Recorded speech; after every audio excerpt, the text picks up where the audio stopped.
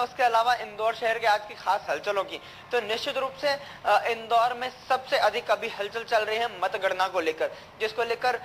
जो नेहरू स्टेडियम है उसे पूरी तरह से तैयार कर दिया गया है और जो तैयारियां बाकी हैं उन्हें भी पूरी की जा रही है। बैरिकेड्स की व्यवस्था आज की जाएगी और ये तय किया जाएगा कि कहां कहां पर सुरक्षा की कितनी व्यवस्थाएं की जानी चाहिए, सीसीटीवी कैमरे कहां पे लगाए जाने चाहिए और इन सीसीटीवी कैमरों का जो आउट रहेगा, जो उनकी व्यवस्था रहेगी उन्हें देखने की, भोपाल और जो एक हेड ऑफिस रहेंगे वहां पर रहेगी, जिसमें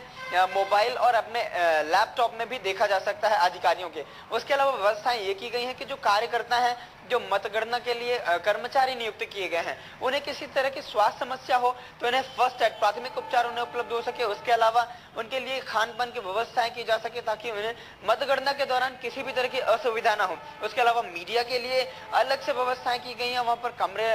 बनाए गए हैं मीडिया के लिए, जहां पर एक सेंट्रल हॉल होगा, वहां पर मीडिया को मतगणना के पल पल की जानकारी वहां पर उपलब्ध होगी। वहां पर व्यवस्थाएं की गई हैं अधिकारियों के लिए, रिटर्निंग ऑफिसर्स के लिए भी की गई हैं, ताकि जो मतगणना से संबंधित कोई भी चूक हो रही है या फिर जो भी डाटा आ रहा है वो डायरेक्ट अधिकारियों के समक्ष वहां पर प्रस्तुत हो। तो निश्चित रूप से मतगणना को लेकर यहाँ पर एक पूरी खाका तैयार कर लिया गया है। सुरक्षा व्यवस्था त्रिस्तरीय होगी वो भी तय कर लिया गया है ताकि मतगणना के दौरान किसी भी तरह की ऐसी घटना ना हो ताकि मतगणना का जो कार्यक्रम है वो प्रभावित हो। उसके अलावा अगर बात करें इंदौर की, तो परिसीमन की जो व्यवस्थाएं थी उसको लेकर एक कई संशय बने हुए थे, लेकिन राज्यपाल ने भी मुहर लगा दी है अध्यादेश पर। अब इंदौर में 69 की जगह 85 वार्ड होंगे, जिसके तहत ही अगला नगरीय निकाय चुनाव किया जाएगा। इसको लेकर एक अध्यादेश बनाया गया था जिसे राज्यपाल तक पेश किया गया था। चूंकि इंदौर की आबादी 17 लाख से ऊपर है और अध्यादेश के मुताबिक जिन शहरों की आबादी 17 लाख से अधिक होगी उनमें वार्ड जो होंगे वो 85 होंगे। तो अब आगामी महीनों में जो नगरीय चुनाव होंगे उनमें निश्चित रूप से 85 वार्डों के लिए मतदान किए जाएंगे और 85 पार्षद होंगे जहां पर अब ये चुनाव किए जाएंगे। अगर बात करें अन्य व्यवस्थाओं की, तो जो पीएमटी फर्जीवाड़ा हुआ था उसके तहत कई छात्रों को वहां पर प्राइवेट मेडिकल कॉलेजों से भी निकाला गया है, उन्हें बर्खास्त किया गया है। इंडेक्स मेडिकल कॉलेज जो इंदौर में है, 4 छात्रों को वहां से बर्खास्त किया गया। उसके अलावा जिस तरह से एसटीएफ ने देवी अहिल्या विश्वविद्यालय जो विश्वविद्यालय है वहां से उन छात्रों की डिटेल मांगी है जिन पर अभी भी संशय है, जो अभी भी उस लिस्ट में शामिल है, जिन्हें कहीं ना कहीं इस दृष्टि से संदेहास्पद माना जा रहा है कि उनकी जो परीक्षा है वो शंका के घेरे में है। इंदौर मेडिकल कॉलेज जो है, उसके अलावा बात की जाए तो इंदौर में एमजे मेडिकल कॉलेज, उसके तकरीबन 28 छात्रों को लिस्टेड किया गया है जिन्हें बर्खास्त किया गया है। उसके अलावा विभिन्न बैच है, 2009 का बैच है, 2011 का बैच है, जहां पर अभी भी एक लिस्ट बनाई गई है जिसमें ऐसे कई छात्र हैं जिनको अभी भी संदेह के घेरे में रखा गया है और एसटीएफ उन पर भी कार्रवाई करने की जो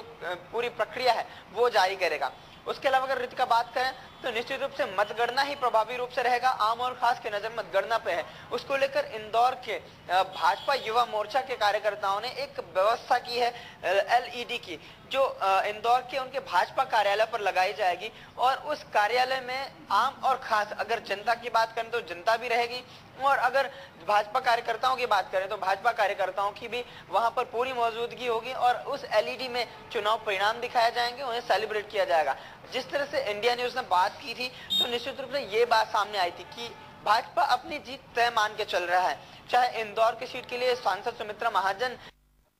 उनके लिए उनकी जीत के लिए हो या फिर केंद्र में सरकार की बात रही हो, तो वहां पर व्यवस्थाएं की गई हैं कि न सिर्फ परिणाम बल्कि परिणाम के साथ वहां पर जश्न की भी पूरी तैयारी की जाएगी। उसके अलावा वहीं कांग्रेस की बात की जाए तो कांग्रेस की ओर से परिणामों को लेकर इतनी उत्सुकता नहीं बनी हुई है। कांग्रेस कार्यालय में आम जो समीक्षा बैठकें हैं वो की जा रही हैं, चुनाव परिणामों के बाद किस तरह के नजारे होंगे ये तय किए जाएंगे। और भाजपा की बात की जाए तो भाजपा में जिस तरह से नगरीय चुनाव होंगे उसको लेकर भी एक संगठन तैयार किया जा रहा है, उसमें व्यवस्थाएं की जा रही ताकि जो नगरीय चुनाव हो इन परिणामों के बाद उनकी भी व्यवस्था की जा सके और जो नगरीय स्तर पर जो पद दिए जाएंगे उसे भी बेहतर स्तर पर स्थापित किया जा सके, ये पूरी व्यवस्थाएं की जाएंगी। उसके अलावा अगर बात करें प्रशासन की तो प्रशासन ने आज प्रशिक्षण शिविर रखे हैं उन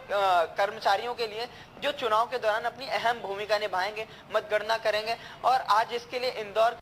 देवी अहिल्या विश्वविद्यालय ऑडिटोरियम है, ऑडिटोरियम में व्यवस्थाएं की गई हैं ताकि जो मास्टर ट्रेनर है, मास्टर ट्रेनर उन्हें ट्रेनिंग दे सके। और स्पष्ट निर्देश दिए गए हैं भारत निर्वाचन आयोग के द्वारा कि जो मतगणना की जा रही है, मतगणना के दौरान कोई भी चूक ना की जाए, चाहे वो डाक मतपत्र की गिनती हो, चाहे वो मतों की गिनती हो। उसके लिए अगर डाक मतपत्र की बात की जाए तो इंदौर कलेक्टर की मौजूदगी में वो गिनती की जाएगी और निश्चित रूप से जो व्यवस्थाएं हैं वो सुचारू रहे, क्योंकि भारत निर्वाचन आयोग की बैठकें भी इंदौर में की गई हैं। जी रितिका। बिल्कुल, बहुत बहुत शुक्रिया अजय शुक्ला इस तमाम जानकारी के लिए। तो 16 मई को लेकर पार्टी में उत्साह तो बना ही हुआ है, लेकिन दूसरी तरफ समीक्षा बैठक भी पार्टी की तरफ से की जा रही है। चुनाव खत्म होने के बाद 16 तारीख के बाद पार्टी की क्या कुछ रणनीति होगी। और चलिए अब रुक करेंगे भोपाल।